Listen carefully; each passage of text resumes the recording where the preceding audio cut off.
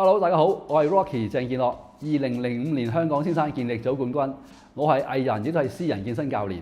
如果大家唔記得我個樣，唔緊要，最緊要記得我隻手瓜。咁嚟緊娛樂圈咧，有咩工作咧？歡迎大家揾我。除咗呢樣工作，揾我教你哋做運動都冇問題。如果想知多啲我近況，可以睇片。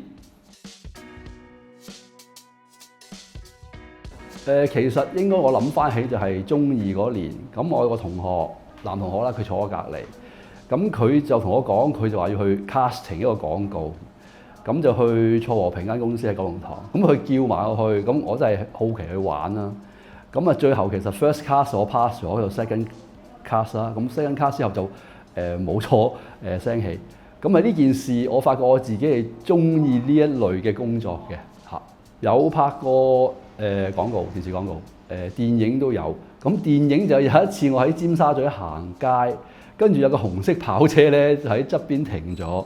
咁有個男士咧行出嚟俾張卡片我，嗰個男士咧就叫張之亮。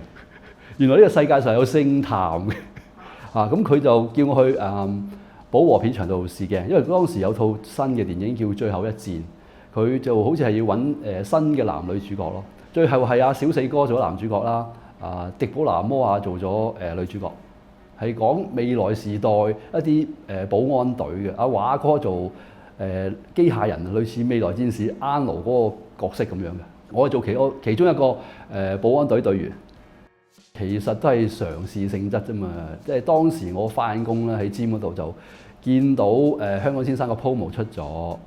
咁我咦咩嚟嘅咧？我都唔知係咩啊，第一次啊嘛。咁啊收工翻屋企啊，上網睇下咯。咁咪 download 咗張 form 就寄翻去 TVB，就咁樣開始咗咯。咁開頭都係個玩嘅心態啦。收尾去到咧，發覺件事越嚟越近，比賽就認真好多啦。即係認真嘅玩咯嚇。哦，呢個都係機緣巧合，因為我識羅美薇，即係以前喺某一間 gym 度做教練咧，就識開心少女組。咁之後就見到阿美美，咁佢就話不如我 train 下學友，佢準備95年個過場，就咁樣開始啫嘛。李慧敏又喺另外一間 gym 度，我做教練，佢係 member，所以又係咁樣開始咯。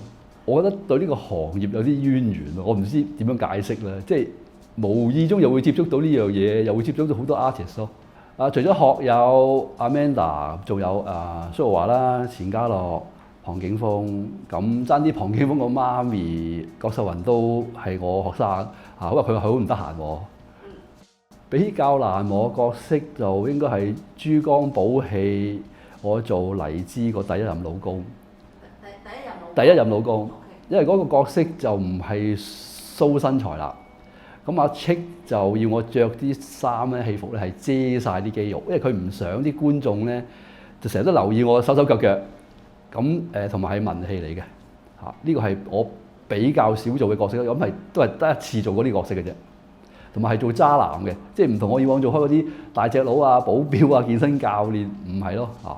因為有難度啦，完全冇做過咁多嘅文戲，同埋有壓力咯。因為我對住蔡少芬、黎姿、邵美琪、John 哥、思琪姐呢啲高手，咁我有壓力噶嘛。咁佢哋好人啦，佢哋都教我點樣做戲啦。前輩松哥啦，阿蘇咯，因為松哥我同佢同阿蘇嘅合作男人之父咯，即係有啲對手戲啦，即係我同阿松哥去爭蘇玉華啊嘛，咁有啲對手戲，松哥就佢好主動啊，捉我對戲咯，教我話聽場戲點樣做咯，我好似返緊學咁樣咯。我想做大隻嘅 CEO 咯，即係想做一啲唔係做開嘅大隻傻戇嘅角色，係大隻得嚟。你會好 man 啊，好挫啊，揸法拉利啊，嗰隻角色咧類型啊。咁我現實生活，我覺得都有呢啲人噶嘛。古裝我都有做過喎。大冬瓜同埋搜神傳。不過戲服真係露手臂，即係冇袖嘅，同埋 deep V 嘅。係啊，唔知係咪個社會覺得大隻嘅人就係咁樣咯？但係我覺得唔係嘅，即係四肢發達咧係後天嘅。頭腦簡單係先天嘅，可以叫局限，亦都係可以叫一個保障咯。起碼至少我會有呢一類型嘅角色嘅工作量先啦，咁我覺得都係一個好事嚟嘅。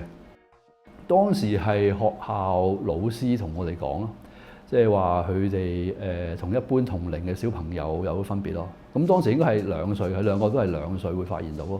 咁要同佢哋去醫院做檢查咯，咪證實咗佢哋有自閉症咯。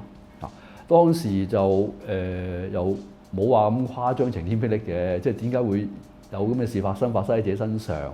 變咗到第二個仔反而冇咁大個反應啊，因為又會兩個都係咧，即係好似有個經驗知道點樣 handle 咯。但係點解咁唔好彩？第二個又係咁樣咯。嚇，首先我要去了解咩叫自閉症咯，同埋好多耐性啦，即係耐心啦，要俾多啲 training 佢哋。因為自閉症嘅小朋友喺7歲之前要你俾好多訓練佢咧，因為呢個係黃金時期嚟嘅，先對到佢哋有幫助啊。因為其實主要上就佢哋兩個個溝通表達唔係咁好，其他就冇乜特別嘅，同一般小朋友都一樣。但係我就知我大仔佢好中意用電腦，即係 IT 方面，即係同埋學校嗰啲報告都話佢 IT 嗰方面OK 嘅，幾好嘅。咁可能佢將來會係行呢方面嘅工作，因為遲啲佢哋會離校去一啲 training centre 度 train 佢哋個專長嗰個嗜好嚇。咁要睇下佢哋真係到最後佢哋想做啲咩嘢。